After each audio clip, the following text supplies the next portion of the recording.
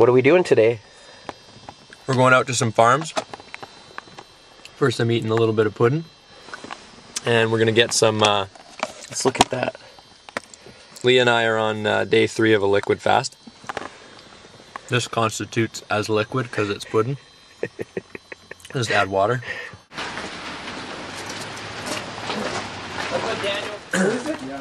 Just for the record, this is living food.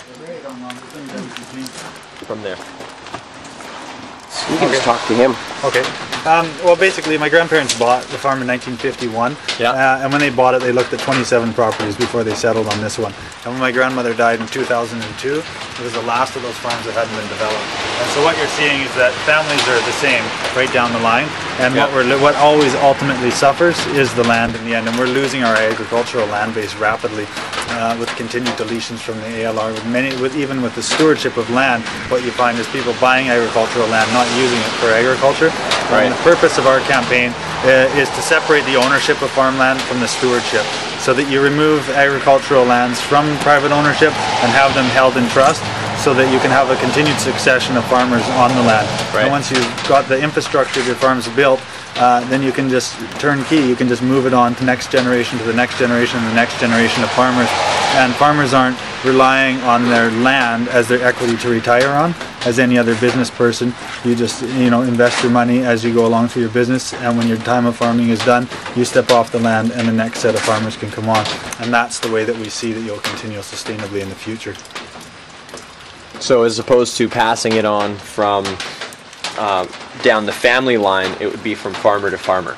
Right. So if someone in the family didn't want to farm, they couldn't just take and sell the land and break it up and do something else other than farming on it. I've got a classic example. One of my friends who bought out his family farm, and after 2 years of bad farming, he lost his place. So he'd spent $1 million to buy out his family, and in the end they lost the farm, and now it's a forest subdivision.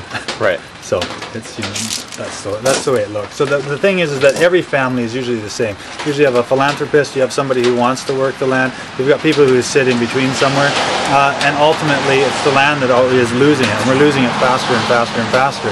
The kids of the 50s, they grew up in an infinite world where, the world was, they could do anything. And now the kids growing up today grow up in a finite world, and thanks to Google Earth, you know that this is all that's left. Yeah. And we need to protect that for the future generations.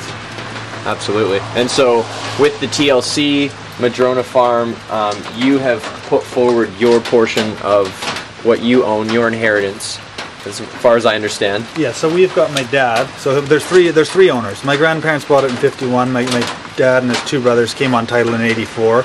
And then he has donated about 3/4 of his equity into it. So he's said we don't want anything from it.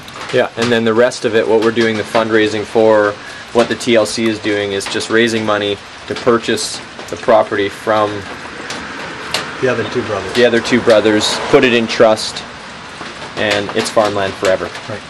Awesome. Right on. Thanks, Dave. You're welcome. Sure. So are you gonna make